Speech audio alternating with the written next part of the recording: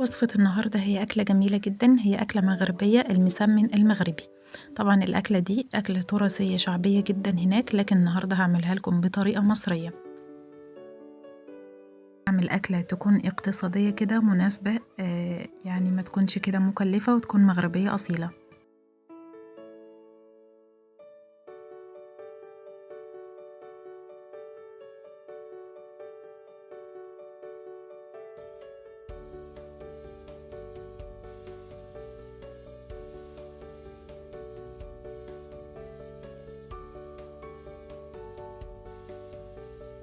وكمان هاقول لكم إزاي نطلّع المسمّن يكون مورق طري جدًا، تحفة جميل جدًا، حاجة كده رهيبة. يالّا بينا نعرف طريقة التحضير. معايا هنا حوالي نُص كيلو من الدقيق منخول كويس جدًا، وكمان هاضيف حوالي معلقة من الملح، بعد كده هاضيف المَيّة، ما فيش مقدار معيّن للمَيّة، لكن هابتدي أعجن لو احتاجت مَيّة هاضيف. طبعًا العجينة أنا عايزاها تكون سميكة شوية علشان خاطر تبقى سهلة الفرد وكمان ما تلزقش في إيدي.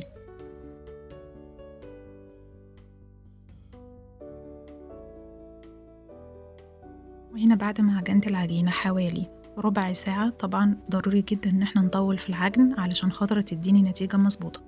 هابتدي طبعًا أجيب طبق وهادهنه شوية كده من الزيت، بعد كده هادهنها من فوق حبة برضه بسيطة من الزيت، وهابتدي كده أغطيها كويس جدًا، وهاسيبها ترتاح حوالي ربع ساعة.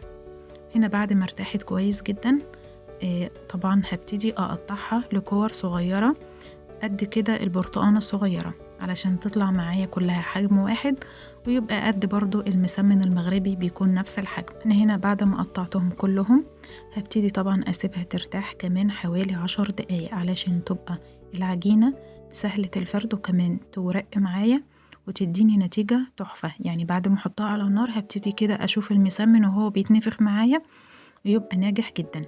هنا طبعًا ضروري جدًا نسيبها ترتاح علشان أي معجنات عمومًا لو سبتيها ترتاح ما بين كل عجنة والتانية هتديكِ النتيجة المطلوبة.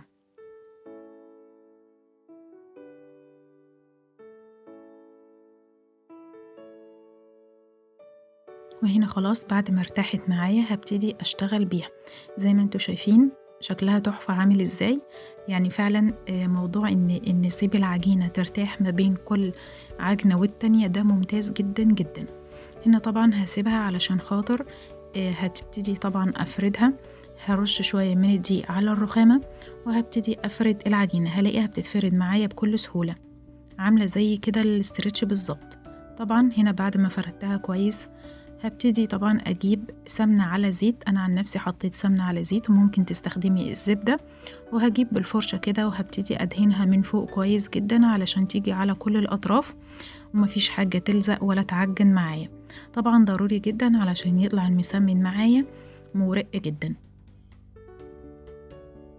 وهنا هالفها رول حوالين نفسها وهابتدي أدهن على كل طبقة بالفها، هابتدي ألف حوالين نفسها كده علشان تطلع معايا طبقات كتير.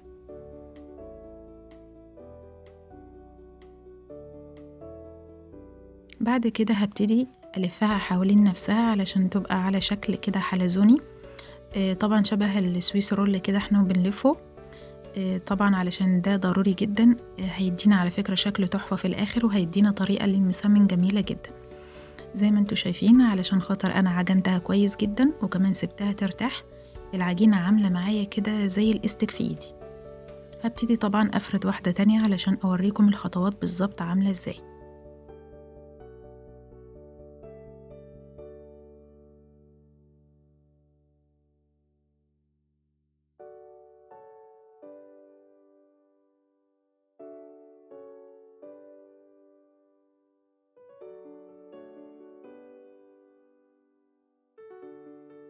أنا هنا لفيت واحدة تانية كده حوالين نفسها زي ما أنتم شايفين على شكل حلزوني. طبعًا هابتدي أخلّص الكمية كلها. عملوا معايا حوالي 6 وحدات من المسمن، هاسيب العجينة ترتاح حوالي 5 دقايق بس، بعد كده هتبقى جاهزة معايا إني أفردها وكمان أسويها.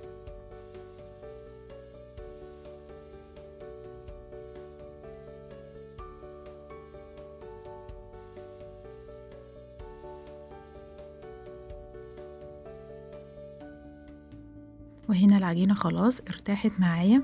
طبعا هجيبها على الرخامة كده وهدهن الرخامة من تحت حبة صغيرة من الزيت أو السمنة، وهبتدي أضغط عليها. طبعا ضروري جدا نمسك الأطراف اللي هي أو هو طرف واحد كده هنمسكه، هندخله من تحت الفطيرة كده ونبتدي نضغط عليها علشان الطرف ده ما يطلعش من بره، وهبتدي أضغط عليها وافردها يعني حوالي كده سنتي، علشان احنا لو فردناها للدرجة هتبقى ناشفة معانا، لكن احنا عايزينها طرية جدا من جوه وعايزينها طبقات وتكون مورقة. فهبتدي كده أفردها فردة كده، هيبقى قد الرغيف كده أو قد المسمن المعروف.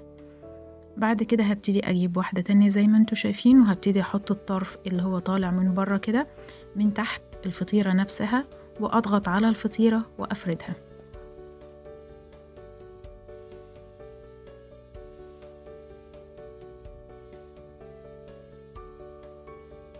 طبعا هبتدي أفرد كل الكمية اللي أنا عملتها، وهيبقى كده جاهزة معايا للتسوية. طبعا في الوقت ده أنا كنت بسخن طاسة على النار أو صينية تكون مناسبة للمخبوزات اللي هي على النار، وهدهنها دهنة بسيطة جدا بالفرشة من السمنة أو الزيت، وطبعا هكون مسخناها.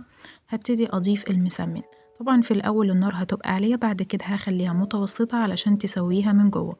أول ما يبتدي لونها ذهبي أول ما يبتدي لونها يبقى ذهبي هبتدي أقلبها الناحية التانية.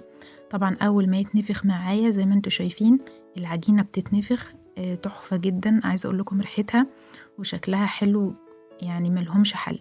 طبعا هو اتنفخ معايا لأن أنا العجينة كل مرة كنت أسيبها ترتاح، فالخطوة دي ضرورية جدا لنجاح المسمن أو عموما الفطير المشلتت أو أي مخبوزات.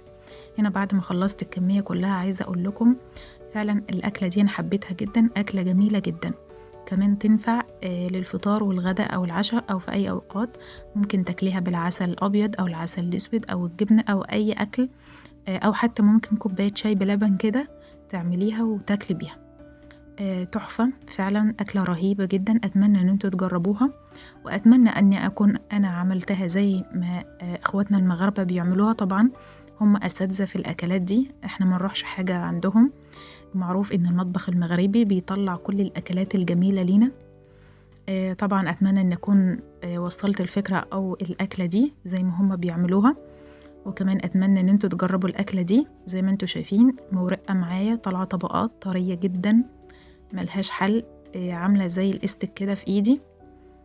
طبعا موضوع التوريق ده انا شرحت لكم ازاي يتعمل وازاي نخلي العجينة معانا مورقة طرية جدا. تحفة. اتمنى ان انتوا تجربوا الطريقة دي وتقولوا لي ايه رأيكم.